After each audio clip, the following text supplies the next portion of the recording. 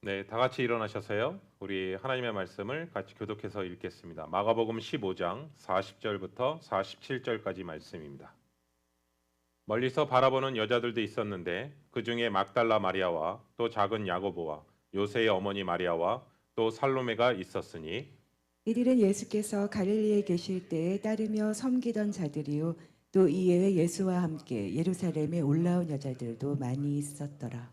이 날은 준비일 곧 안식일의 전날이므로 저물었을 때에 아리마대 사람 요셉이 와서 당돌이 빌라도에게 들어가 예수의 시체를 달라 하니 이 사람은 존경받는 공회원이요 하나님의 나라를 기다리는 자라. 빌라도는 예수께서 벌써 죽었을까 하고 이상히 여겨 백부장을 불러 죽은 지가 오래냐 묻고 백부장에게 알아본 후에 요셉에게 시체를 내주는지라. 요셉이 세마포를 사서 예수를 내려다가 그것으로 싸서 바위 속에 판 무덤에 넣어두고 돌을 굴려 무덤 문에 놓음에 막달라 마리아와 요셉의 어머니 마리아가 예수 든 곳을 보더라. 아멘. 아멘. 네, 자리에 앉아주시기 바랍니다. 여러분, 세상에서 가장 먼 거리가 뭐라고 생각하십니까? 세상에서 가장 먼 거리를요 이렇게 표현하더라고요. 머리서부터 가슴까지의 거리가 가장 먼 거리다라는 얘기를 합니다. 어쩌면 우리가 성경을 통해서도 그렇고 우리가 신앙생활하는 가운데서도 하나님의 말씀을 참 많이 우린 듣지만 돌아보면 그 말씀이 나의 가슴을 울리고 또 그 가슴에 울린 그 말씀이 나의 삶으로 녹아지는 경우는 사실은 우리의 인생 여정 가운데 신앙 여정 가운데 보면 그렇게 많은 말씀은 아니었던 것 같지 않습니까? 근데 저는 오늘 본문 말씀을 준비하면서 이런 마음이 들었어요. 오늘 이 말씀이 하나님께서 우리에게 주시는 그 지식으로 끝나는 것이 아니라 우리의 가슴으로 새겨지는 그 말씀이 되고 또 우리가 신앙 여정 가운데 삶으로 고백되어지는 그 말씀이 되기를 소원하는 마음으로 오늘 말씀을 준비하게 되었습니다. 오늘 본문은요, 예수님께서 십자가에 죽으신 이후에 그분의 곁에 남아 있었던 사람들의 내용을 오늘 본문은 다루고 있습니다. 특별히 예수님이 왕으로 통치할 것을 믿고 따르던 제자들은요, 예수님이 십자가 앞에 죽음 앞에서는 모두 다 흩어지게 되는 것을 우리가 성경을 통해서 봅니다. 자신들이 생각했던 기대했던 그리스도는 이렇게 힘없이 정말 아무 무기력하게 죽어가는 그분을 기다렸던 것이 아니라 사실은 사사시대의 사사들처럼 정말 로마의 압제로부터 우리를 구원해 주실 그 메시아를 기다리고 있었음을 제자들도 동일하게 고백하게 되었고 예수님께서 십자가에 달려 돌아가신 그 사건을 통해서 두 명의 강도와 함께 처참하게 죽으신 그 장면 속에서 제자들은 오히려 깊은 좌절과 패배감 속에서 모두 흩어져 버리는 상황이 오늘의 본문의 배경입니다. 그런데 오늘 말씀을 유심히 보면 그러한 상황 속에서 오히려 십자가 앞에서 드러나는 사람도 있었다라는 것을 오늘 성경의 저자는 얘기하고 있습니다. 예수님의 십자가 앞에 그 아래 끝까지 자리를 지키고 남아 있었던 사람들은 누구인가? 힘없는 여인들이었다라고 성경은 얘기하고 있습니다. 우리 말씀 볼까요? 마가복음 15장 40절부터 41절입니다.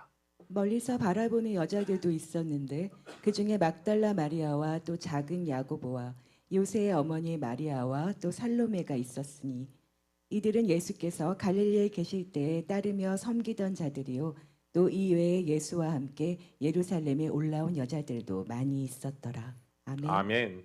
이 여인들은 누구냐면요. 예수님의 어머니 마리아도 포함되어 있고요. 예수님의 놀라운 가르침을 가까이서 본 여인들이었고 예수님의 치유 사건을 통해서 능력을 통해서 자신의 삶이 완전히 송두리째 바뀌었던 여인들입니다.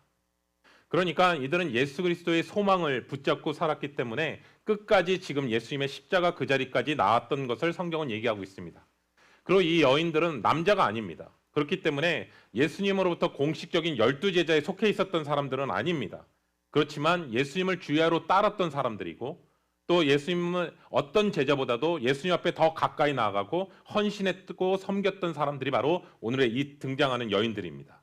우리 한번 볼까요? 누가복음 8장 1절부터 3절입니다. 그 후에 예수께서 각 성과 마을에 두루 다니시며 하나님의 나라를 선포하시며 그 복음을 전하실세 12제자가 함께하였고 또한 악기를 쫓아내심과 병고침을 받은 어떤 여자들 곧 7귀신이 나간 자 막달라인이라 하는 마리아와 헤롯의 청지기 구사의 아내 요한나와 수산나와 다른 여러 여자가 함께하여 자기들의 소유로 그들을 섬기더라. 아멘. 아멘. 누가에 의하면요. 이 여인들은 예수님의 12제자들과 함께 같이 따라다녔던 여인들이고요. 그리고 각 성과 마을을 예수님과 제자들과 함께 다녔을 뿐만 아니라 자신들의 소유로 예수님과 제자들을 섬겼었다라고 성경은 얘기하고 있습니다. 만약에 그것을 오늘날로 얘기하면 우리 교회로 치면 여제자분들입니다. 주님을 향해 그 마음으로 사랑하고 또 몸된 교회를 사랑하며 섬겼던 그 모습들인 것이죠. 비록 당시에는 여자는요, 또 어린아이들은요, 숫자에도 들어가지 않았거든요. 그리고 굉장히 하찮게 여겼었거든요. 그렇기 때문에 한편으로는 이 여인들이 예수님의 십자가까지 따라가는 과정 속에서 아마 남자들이 아니었기 때문에 어려움이 없었던 부분도 있었을 거라고 생각도 듭니다. 하지만 이 여인들은 무엇보다도 자신들의 목숨보다도 예수님을 더 사랑했기에 예수님께서 십자가에 달려 돌아가시는 그 장면까지도 멀리서나마 안타깝게 그 임종을 지켜보고 있는 상황을 보게 됩니다. 여러분, 한국에서도요, 부모님의 임종을 지키는 것이 자식의 도리라고 얘기합니다. 여러분, 특별히 이민 사회 가운데서요, 한국의 부모님이 돌아가셨음에도 불구하고 그 장례에 참석하지 못하는 분들도 계시거든요. 여러 가지 신분의 상황 속에서, 환경 속에서 그 장례를 지키지 못했다라는 그 마음이 평생에 남아 있는 분들이 굉장히 많이 계시거든요. 이 여인들은 주님을 향한 그 사랑의 열정으로 주님이 돌아가신 후에도 여전히 식지 않고 계속해서 진행되는 것을 우리가 성경을 통해서 또 보게 됩니다. 자신들의 모든 소망이 끊어졌을 때 주님께서 찾아오셨거든요. 그리고 자신의 그 절망 속에서 억압으로부터 질병과 귀신 들림으로 인해서 모든 것들이 황폐해졌을 때 주님이 찾아오셨거든요. 그리고 자신의 병마와 종로를 타며 자신들을 포기하지 않으시고 새로운 삶으로 인도하셨던 그 주님에 대해서 이 여인들은요, 늘 감사와 감격의 마음이 있었거든요. 그래서 이런 주님을 향한 사랑의 헌신은 아가서에서 나와 있는 신부의 노래, 사랑 고백을 떠올리게 하게 됩니다. 한번 볼까요? 아가서 8장 6절부터 7절입니다. 너는 너를 도장같이 마음에 품고 도장같이 팔에 두라. 사랑은 죽음같이 강하고 질투는 수월같이 잔인하며 불길같이 일어나니 그 기세가 여호와의 불과 같으니라. 많은 물도 이 사랑을 끄지 못하겠고 홍수라도 삼키지 못하나니 사람이 그의 온 가산을 다 주고 사랑과 바꾸려 할지라도 오히려 멸시를 받으리라. 아멘. 아멘. 이 여인들의 사랑은 예수님을 향해서 예수님의 마음에 도장처럼 새겨지기를 원했던 마음이고, 그들의 사랑은 죽음조차도 갈라지지 못하는 사랑, 그것을 고백하는 내용입니다. 여러분, 많은 물도 이 사랑을 끌 수가 없고 홍수도 삼킬 수 없고 그녀들에게 모든 재산을 주고도 바꿀 수 없는 그 사랑, 이 부분을 이 여인들의 고백을 통해서도 깨닫게 됩니다. 여러분, 정말 이 사랑이 어떤 사랑이냐면요, 성경에서는요, 예수 그리스도와 그의 신부된 교회와의 사랑을 얘기할 때 이 단어를 표현할 수 있습니다. 여러분, 가만히 돌아보면 예수 그리스도께서 우리를 위해 대신 십자가에 달려 돌아가셨을 뿐만 아니라 부활하셔서 또한 우리로 하여금 죄사함을 받게 해주시고 또 이러한 우리의 구원은 성령의 인치심으로 말미암아 보증받았기 때문에 로마서 8장에서 사도 바울은 이렇게 고백합니다. 어떠한 것도 그분의 사랑에서 우리와 사랑의 관계를 끊을 수 없다. 여기까지 나아가는 그 사랑의 모습을 우리가 깨닫게 됩니다. 한번 마가복음 다시 한번 볼게요. 마가복음 15장 47절 말씀입니다. 막달라 마리아와 요셉의 어머니 마리아가 예수 둔 곳을 보더라. 아멘. 특별히 오늘 많은 여인들 중에 막달라 마리아와 요셉의 어머니 마리아 부분을 얘기하는데 그 두 여인은 예수님의 시신이 안치된 곳까지 따라갔다라고 성경은 얘기하고 있습니다. 여러분, 예수님의 시신을 둔 곳을 뭐라고 얘기하냐면 보더라라고 단어를 표현하고 있거든요. 근데 이 보더라라는 단어에는 어떤 의미가 담겨져 있냐면 눈여겨보고 기억해 두었다라는 뜻입니다. 왜냐하면 이 여인들은 다시 예수님이 묻힌 그 장소를 찾아올 생각을 가졌기 때문에 행여나 그 장소를 잊을까 봐 그 장소를 철저하게 살펴두는 그 부분을 보면서 성경은 뭐라고 하냐면 보더라라는 단어를 사용하고 있습니다. 여러분, 이 예수님이 부활할 것을 내다보고 이 여인들이 한 거 아닙니다. 그리고 그것에 대한 믿음으로 한 것도 아니고요, 소망에 대한 근거로 한 게 아니라 오직 사랑의 근거로 이렇게 하는 모습입니다. 여러분, 예수님이 유월절을 앞두고 돌아가셨기 때문에 이 여인들은요, 예수님의 시신이 제대로 된 장례 절차를 치르지 못한 채 무덤에 안치된 것으로 생각했어요. 그렇기 때문에 이 여인들은 안식일이 지나게 되면 다시 와서 예수님의 시신을 제대로 장례를 치르기 위해서 그 장소를 유심히 보고 있었던 것이죠. 안식일이 지난 며칠이 지난 후에 그 장소를 가게 되면 예수님의 시신은요, 부패가 굉장히 많이 진행됐을 거라고 생각합니다. 그리고 또 하나는 그걸 감수하면서까지도 다시 시신을 잘 처리하기 위해서 여인들이 이 장소로 온다라는 것은 결코 쉬운 것이 아니었죠.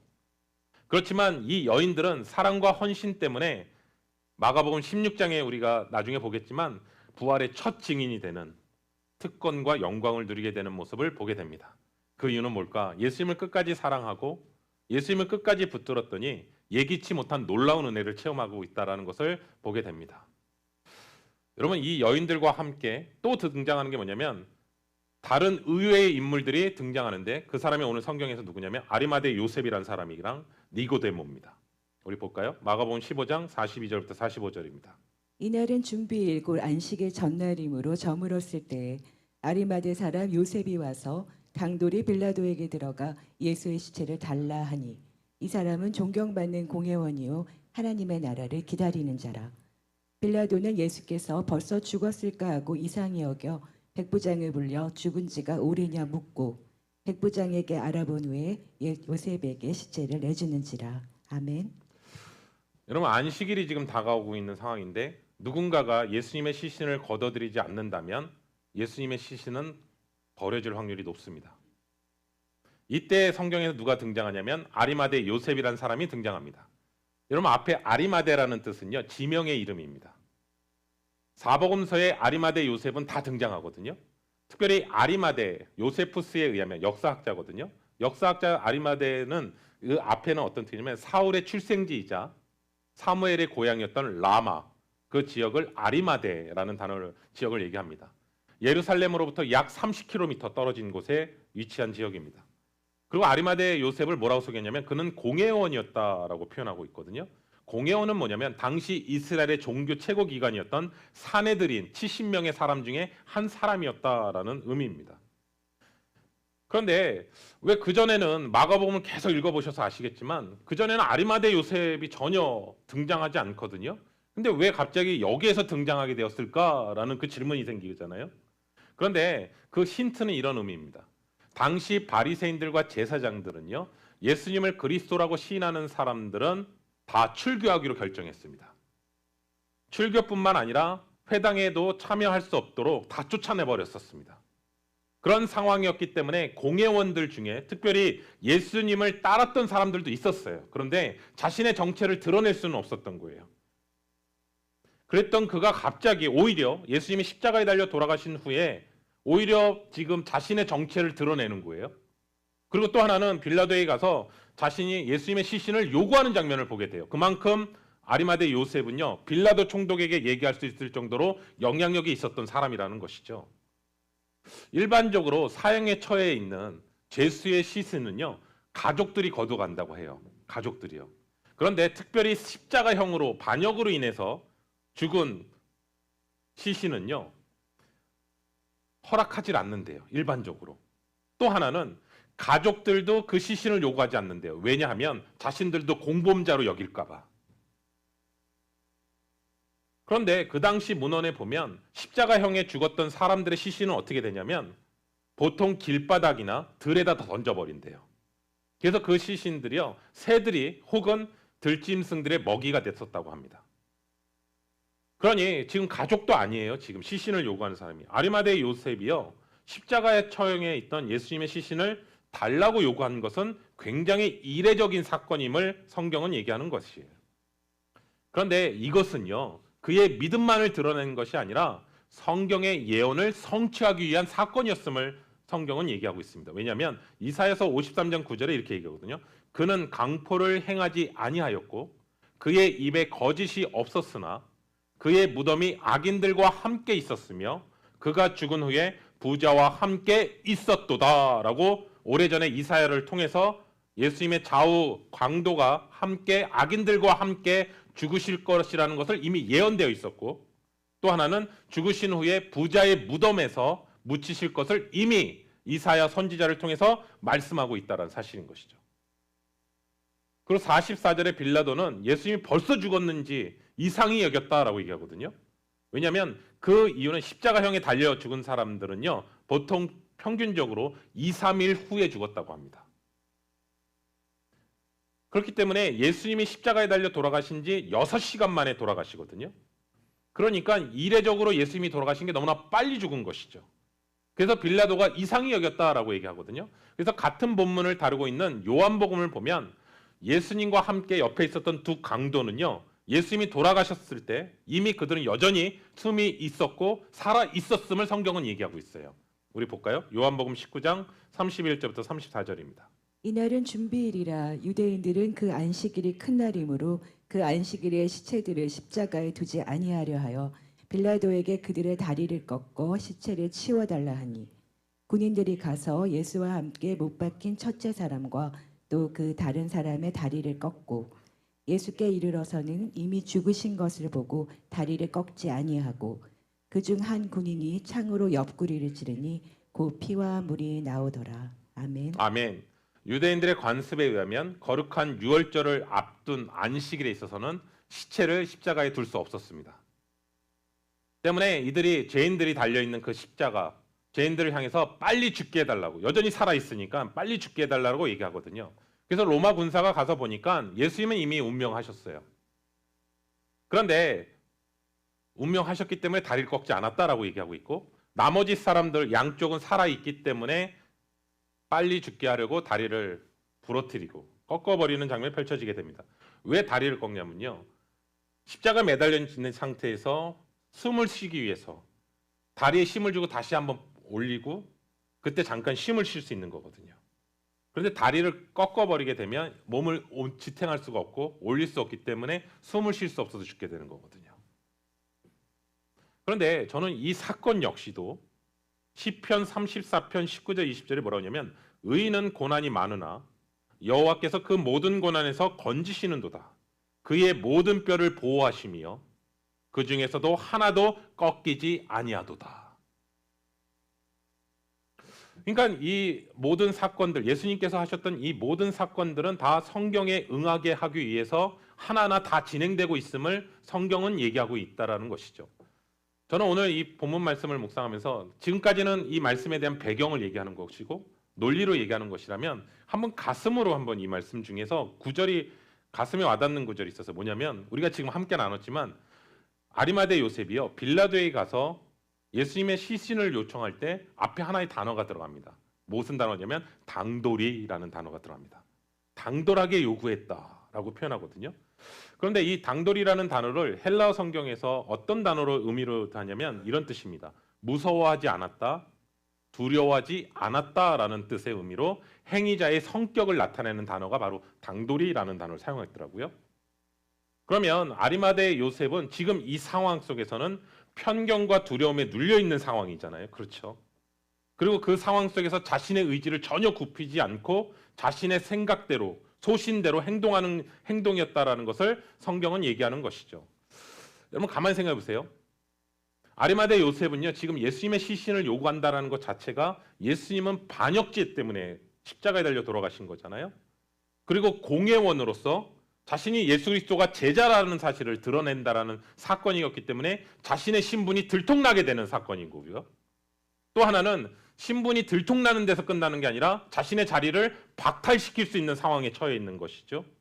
그러면 자신이 공회의원이 되기 위해서 많은 시간 가운데 많은 사람들한테 존중받고 그 명예를 얻기 위해서 많은 시간들을 준비했을 텐데 그것을 한순간에 예수님의 시신을 요구하는 것을 하게 되었을 때 한순간에 모든 것들을 다 잃어버릴 수 있는 상황 속에서 지금 이러한 행동을 하고 있다는 것이죠. 그렇다면 질문이 생기는 것이죠. 아리마대 요셉은 예수님을 정말 하나님의 아들이신 메시아로 바라봤구나. 그것이 분명했기 때문에 지금 눈에 보이는 이 모든 것들이 장애가 되지 않는 것이죠. 성경은 또 뭐라고 했냐면 그가 하나님의 나라를 기다리는 사람이었고 예수님의 제자였다. 산헤드린 공의회에서 이미 예수님을 십자가에 못 박기로 결의한 장면이 이전에 나오잖아요. 그 장면 속에서 아리마대 요셉도 그 자리에 있었다라고 성경은 얘기하고 있습니다. 누가는 요셉의 공의의 결의에 따라 요셉이 어떤 행동을 했는지 성경은 얘기하고 있습니다. 볼까요? 누가복음 23장 50절부터 51절입니다. 공회의원으로 선하고 의로운 요셉이라 하는 사람이 있으니 그들의 결의와 행사에 찬성하지 아니한 자라. 그는 유대인의 동네의 아리마대 사람이요 하나님의 나라를 기다리는 자라. 아멘. 선하고 의로운 사람이었다라고 성경은 얘기하고 있거든요. 그를 비록 드러내놓고 예수님을 따르지는 못했지만 예수님을 그리스도라고 여기며 믿었던 사람이기 때문에 하나님 보시기에는 그가 의로운 사람이었고 선한 사람이었다라고 성경은 얘기하고 있습니다. 새벽에 개최된 불법 공회에서요, 예수님을 죽이기로 막 몰아붙이는 상황 속에서 같은 본문을 다루고 있지만 그 전에 아리마대 요셉은 반대표를 던집니다. 여러분, 이것도 쉽지 않았을 거라고 생각이 들거든요. 근데 사도 요한은 아리마대 요셉이 예수님이 제자였다라는 사실을 드러내고 있고 그와 함께 또 다른 인물을 또 얘기해요. 누구냐면 우리 요한복음 3장에 봤던 니고데모. 니고데모도 여기서 또 등장하는 장면이 펼쳐집니다. 볼까요? 요한복음 19장 38절부터 40절입니다. 아리마대 사람 요셉은 예수의 제자이나 유대인이 두려워 그것을 숨기더니 이 일 후에 빌라도에게 예수의 시체를 가져가기를 구하매 빌라도가 허락하는지라. 이에 가서 예수의 시체를 가져가니라. 일찍이 예수께 밤에 찾아왔던 니고데모도 올약과 침량 섞은 것을 100리트라쯤 가지고 온지라. 이에 예수의 시체를 가져다가 유대인의 장례법대로 그 향품과 함께 세마포로 쌌더라. 아멘. 아멘. 십자가의 죽음 앞에서 아리마대 요셉이 자신이 드러냈던 것을 펼쳐진다면 오늘 한밤중에 니고데모가 예수님 앞에 한밤중에 찾아왔던 장면을 우리 기억하고 있습니다. 그런데 그 니고데모도 하나님의 나라를 기다렸던 사람이었고 그리고 예수님의 장례 준비를 위해서 몰약과 침향 섞은 것을 100리트라라는 단어를 하는데요. 약 오늘날로 무게하면 약 34kg에 해당되는 양입니다. 그러면 어마어마한 양이기도 하지만 어마어마한 물질이 들어가는 것을 보게 되는 것이죠. 그런데 아리마대 요셉과 니고데모의 공통점은 뭐냐면 하나님의 나라를 기대하고 사모했던 사람이었다. 성경은 얘기하고 있고요. 하나님의 주권과 통치가 회복되는 것을 두고 있었다. 여러분, 여기서 우리가 하나 깨닫는 게 있어요. 우리가 정말 하나님의 나라를 소망하고 하나님의 나라를 기대하고 하나님의 주권과 은혜를 통치하는 사람은요, 이 땅에 소망을 두지 않는다는 거예요. 아멘이십니까? 이 땅에 소망을 두지 않는 사람은요, 하나님의 나라를 정말 기다리는 사람이라는 거예요. 이런 소망을 가진 사람의 특징은 뭐냐? 예수님을 사랑한다는 거예요. 그리고 그 사랑이 두려움을 이겨낸다는 거예요. 그리고 또 하나는 자신도 모르는 사이에 예수님의 부활을 준비하고 있어요. 여러분, 처음에는요, 예수님의 12제자가 너무 부각이 되는 거예요. 그렇죠? 마가복음을 읽다 보면 하나하나 제자들이 부각이 되는데요. 오히려 뒤에 처져 있었던 사람이 누구냐? 아리마대 요셉이랑요, 니고데모라는 거예요. 그런데 오히려 나설 수 없는 그때에 오히려 이들이 더 부각되고 드러내고 있다라는 사실을 보게 됩니다. 여러분, 우리가 예수 그리스도를 믿고 있을 때 특별히 이때가 바로 내가 나서야 될 때가 있습니다. 아멘이십니까? 아직도 안 오셨나요? 내가 이제는 예수님을 정말 믿는 사람으로서 드러내야 될 때가 온다라는 거예요. 그런데 그때가 되시면요, 망설이지 않았으면 좋겠습니다. 숨지 않으셨으면 좋겠습니다. 기회가 왔을 때 내가 정말 주를 위해서 내가 하나님 앞에 나아갈 수 있을 때 그때는 바로 주님께 영광을 돌리는 저와 우리 귀한 성도님 되시기를 예수 그리스도 이름으로 축원합니다. 지금까지는 나는 주님을 위해 드러내고 부족했고 내가 주님 앞에 충성 드리는 것 자체가 너무나 작아 보이고 너무나 연약하다라고 생각할 때가 참 많이 있지만 여러분, 오늘 말씀을 통해서 다시 한번 깨닫는데요, 끝까지 그런 법은 없습니다. 아니요, 더 정확하게 하면 끝이 아름다운 게 더 중요하지 않을까. 우리의 신앙의 여정을 보면 여러분의 믿음을 공개적으로 드러내야 될 때가 있습니다. 네. 여러분, 드러내지 않는 신앙은요, 믿음이 자라지 않습니다. 동의하십니까? 여러분의 믿음을 드러내지 않잖아요? 그럼 여러분 믿음도 자라지 않아요. 또 하나 얘기할까요? 기쁨도 없습니다. 숨기니까 좋은 것 같죠? 예, 믿음도 잘하지 않고요, 기쁨도 없고요. 더 결정적인 게 뭔지 아세요? 능력도 없습니다.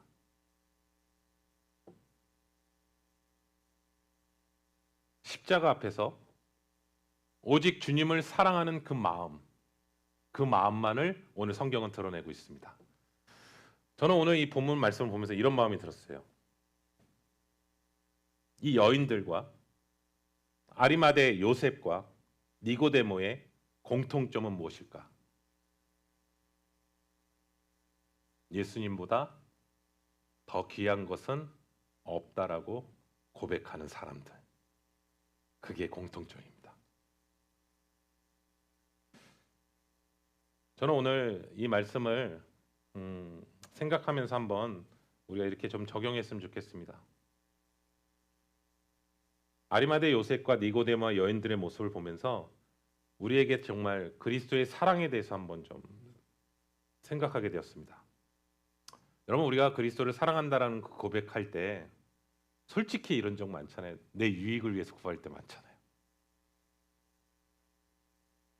그리고 내 감정에 기반한 사랑을 구할 때가 더 많잖아요. 그리고 상황과 여건을 고려한 사랑이잖아요. 솔직히 얘기하면.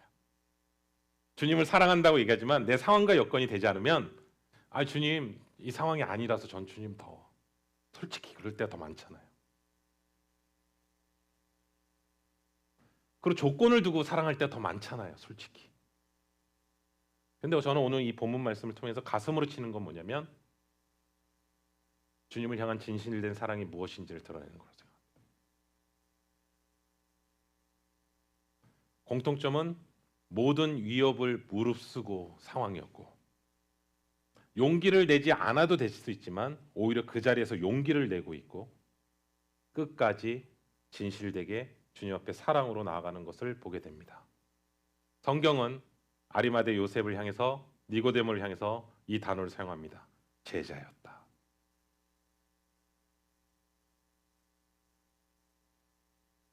우리들에게 정말 필요한 모습은 지금 이 모습이라고 생각합니다. 한마디로 얘기하면 자신들의 생명을 걸 만한 가치를 발견했다는 거예요. 누군가는 십자가를 통해서 도망가기 바빴는데 누군가는 이 십자가를 통해서 하나님의 아들이시구나, 우리가 기다려야 될 그분이시구나, 그렇기 때문에 그동안 내가 누려왔던 거, 내가 가지고 붙잡았고 그것이 전부인 것처럼 살았던 모든 것조차 내려놓을 수 있었던 것이죠. 사도 바울이 얘기하는 것처럼 예수 그리스도를 아는 것이 가장 고상한 지식이기 때문에 내가 이전의 모든 것들은 다 배설물로 여기노라. 사랑하는 성도 여러분, 이게 바로 제자, 성경에서 말하는 제자, 그 부분을 다시 한번 깨닫게 됩니다. 사랑하는 성도 여러분, 저는 이 두 사람, 이 여인들, 성경은 여기서 마침표로 끝내지 않고 있습니다. 계속해서 진행하고 있습니다. 저는 우리 귀한 성도님들에게 오늘 말씀을 통해서 진실된 성도는 어디든 끝까지 따라가는 것이다. 주님이 우리의 인생의 주인이시기에 어디든지 따라가고 주님이 명령하시면 그 말씀 앞에 순종할 수 있는 그 모습을 다시 한번 놓치지 않았으면 좋겠습니다. 그 자마선교회 그 김충곤 장로님께서 하셨던 말씀을 다시 한번 좀 기억하게 됐습니다. 이렇게 표현하시더라고요. 충성도 하다 말면 아부가 되고 아부도 끝까지 하면 충성이 된다. 제자들은 예수님을 충성한다라고 했지만 결국 끝은 아부였다라는 것을 우리가 마가복음 15장까지를 통해서 발견하게 되고, 어쩌면 눈에 드러나지 않았던 그 아리마대 요셉과 니고데모는 오히려 마지막에 주님의 제자라고 십자가 사건을 통해서 인정받는 것을 보게 됩니다. 사랑하는 성도 여러분, 끝까지 주님이 걸어가셨던 그 길, 주님이 나에게 말씀하신 그것을 향해 믿음으로 용기 내어 담대함으로 나아가시기를 예수 그리스도의 이름으로 축원합니다. 주님이 계신 곳을 따라가다 보면 무덤이 보입니다. 그런데요, 그것은 무덤이 아니라 생명의 무덤이고 부활의 무덤이고 승리의 무덤인 줄로 믿습니다. 그리고 어떠한 고난과 역경 속에 있다 하더라도 생명과 부활이신 그 주님을 믿고 따르게 되면 우리에게 주어지는 하나의 선물, 제자다. 제자다. 그래서 저는 예수님의 12제자만 제자가 아니라 정말 이 약속을 끝까지 붙들고 살아가는 저와 우리 귀한 성도님들 한 분 한 분에게도 동일하게 주님은 제자라고 말씀하실 줄로 믿습니다. 그래서 오늘 말씀을 통해서 그 부분을 다시 한번 기억하며 나아가시길 소원합니다. 우리